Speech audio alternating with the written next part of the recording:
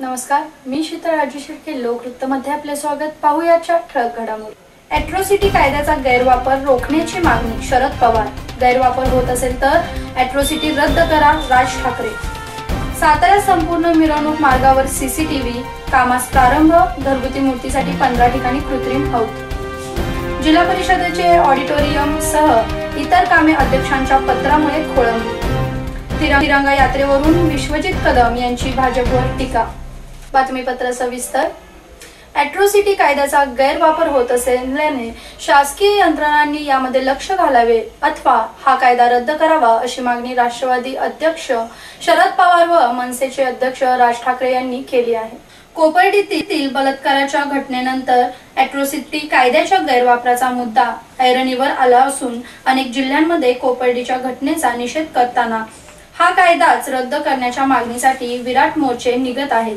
प्रथम मनसे अध्यक्ष राज ठाकरे यांनी हा कायदा रद्द करण्याची मागणी केली होती, पण त्यांची कोणीही फारशी गांभीर्याने दखल घेतली नव्हती. मात्र शरद पवार यांनी मागच्या आठवड्यात जालना येथे बोलताना अॅट्रॉसिटी कायद्याबद्दल लोकांमध्ये असलेला रोष दुर्लक्षित करण्यासारखा नसल्याचे सूचक वक्तव्य केले होते. त्यामुळे शरद पवार यांनीही अॅट्रॉसिटी कायदा रद्द करायला अनुमोदन दिल्याचे चित्र उभे राहिले होते.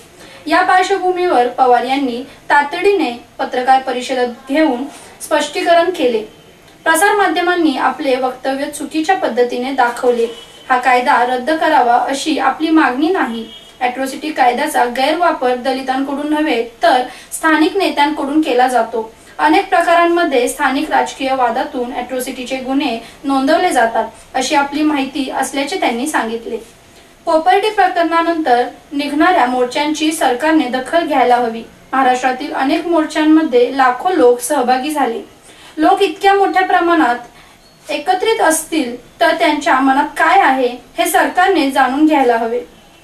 मराठा समाजाला आरक्षण आणि अॅट्रॉसिटीच्या गैरवापराविरुद्धचा रोष या दोन प्रमुख मागण्या मोर्चेकऱ्यांच्या आहेत, त्या ऐकून घ्यायला हव्यात. मुंबईतील यशवंत नाट्यगृह येथे मनसेच्या नगरसेवक तसेच पदाधिकाऱ्यांचा मेळावा आयोजित करण्यात आला होता. त्याला संबोधित करताना राज ठाकरे बोलत होते. दहीहंडी, जीएसटी, वाढते बलात्कार, अॅट्रॉसिटी, परप्रांतीयांची मुजोरी, पक्षांतर्गत बाबी आदी अनेक मुद्द्यांवर त्यांनी पदाधिकाऱ्यांना मार्गदर्शन केले. अॅट्रॉसिटी कायद्याचा गैरवापर होत असेल तर तो रद्द करून दुसरा कायदा आणावा. मुळात जातीवर आधारित कायदे हवेतच कशाला? जातीनिहाय आरक्षणही कशाला हवे? आरक्षण हे आर्थिक निकषांवर असायला हवे असे ते म्हणाले. दहीहंडीच्या विषयावर बोललो की प्रसार माध्यमे झोडपतात. मात्र माझ्यावर काय टीका करायची ती करा. महाराष्ट्राच्या हितासाठी मी बोलतच राहणार.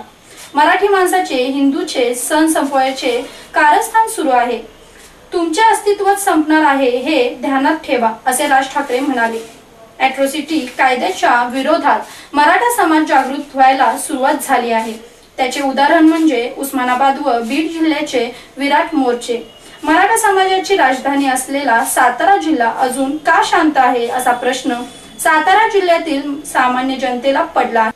गणेशोत्सवाच्या पार्श्वभूमीवर साताऱ्यातील मिरवणूक मार्गाची पोलिसांनी पाहणी केली. यावर्षी संपूर्ण मिरवणूक मार्गावर सीसीटीव्ही वॉच राहणार आहे.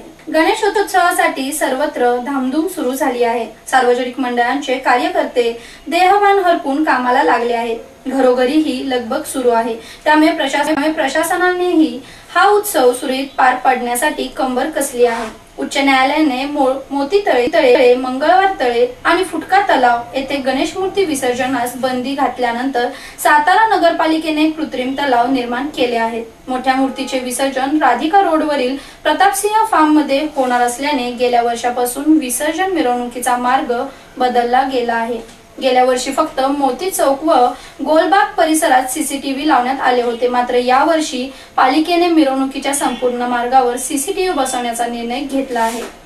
गणेश उत्सवाच्या पार्श्वभूमीवर तहसीलदार नीलप्रसाद चव्हाण, पोलीस निरीक्षक BR पाटील व पालिकेचे मुख्य अधिकारी शंकर गोरे यांनी साताऱ्यातील मिरवणूक मार्गाची पाहणी केली. यावेळी पोलिसांनी काही महत्त्वाचे पॉइंट्स निश्चित केले असून यावर्षी संपूर्ण मिरवणूक मार्गावर सीसीटीव्ही वॉच राहणार आहे.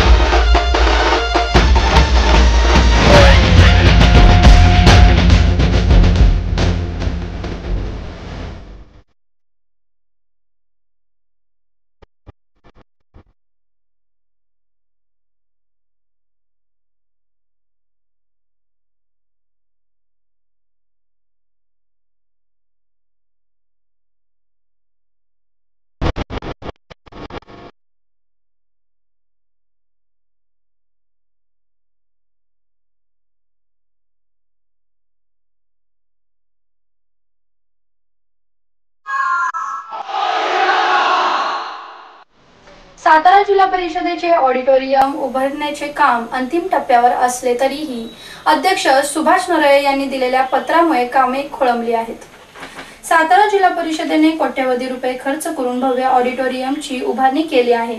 माजी उपमुख्यमंत्री आमदार अजित पवार यांनी नुकतीच या ऑडिटोरियमला सरप्राइझिंग व्हिजिट देऊन अधिकाऱ्यांना काही सूचनाही केल्या। जिल्हा परिषद अध्यक्षांनी मात्र जिल्हा परिषद स्वनिधीमधून घेण्यात येणाऱ्या कोणत्याही विकास कामांना प्रशासकीय मंजुरी देऊ नये असे पत्र प्रभारी मुख्य कार्यकारी अधिकारी पी.बी. पाटील, मुख्य लेखा व वित्त अधिकारी, कार्यकारी अभियंता, बांधकाम विभाग, उत्तर व दक्षिण यांना दिले आहे।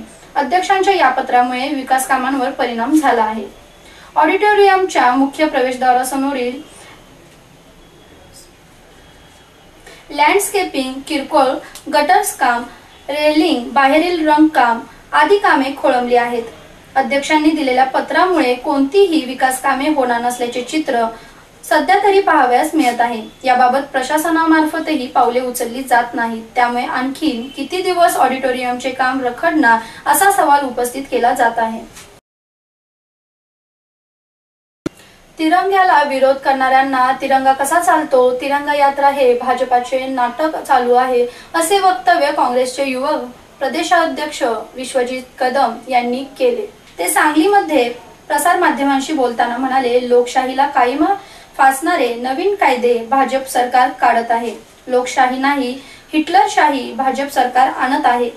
मुख्यमंत्री हे संपूर्ण महाराष्ट्राचे आहेत, हे लक्षात ठेवावे। विदर्भातील विद्यार्थ्यांना एक आणि पश्चिम महाराष्ट्रातील विद्यार्थ्यांना एक, न्याय कशासाठी? हे सरकार विद्यार्थी हित विरोधातील आहे असे कदम म्हणाले। आपण काय निर्णय घेतोय याचे भान मंत्र्यांना राहिले नाही। अनेक निर्णय हे विद्यार्थी हिताविरोधात घेतले आहेत। शिक्षण मंत्र्यांवरही त्यांनी टीका केली। क्षेत्र मेरुलिंग हे जावळी तालुक्यातील प्रसिद्ध मंदिर असून हे मंदिर पुणे हायवे रोड आणेवाडी येथून फक्त 14 किलोमीटर अंतरावर आहे। क्षेत्र मेरुलिंग मंदिर पांडवांच्या काळातील शंकराचे जागृत असे मंदिर आहे। या मंदिरामध्ये मोठी अशी पंचधातूची घंटा आहे। पांडवकालीन प्रवेशद्वार असून मंदिराला संपूर्ण तटबंदी अशी भली मोठी भिंत आहे। सह्याद्रीच्या डोंगर रांगात असलेले हे मंदिर पाहण्यासाठी अनेक राज्यातून पर्यटक व भाविक दर्शनासाठी येत असतात। श्रावणामध्ये मेरुलिंग मंदिर परिसरात दर सोमवारी भाविकांची मोठी गर्दी पाहायला मिळते। इतरही सोमवारी अभिषेक केले जातात। मोठे वाहन मंदिराच्या दरवाजापर्यंत जाते अशी सोय जावळी तालुक्याच्या प्रतिनिधींनी केली आहे। हे मेरुलिंग मंदिर पाहिल्यावर आपण परत या ठिकाणी यावे अशी भावना भक्तांना आल्याशिवाय राहत नाही। हे होते आजचे लोकवृत्त। उद्या पुन्हा भेटूया पुढील बातमीपत्रामध्ये। तोपर्यंत नमस्कार।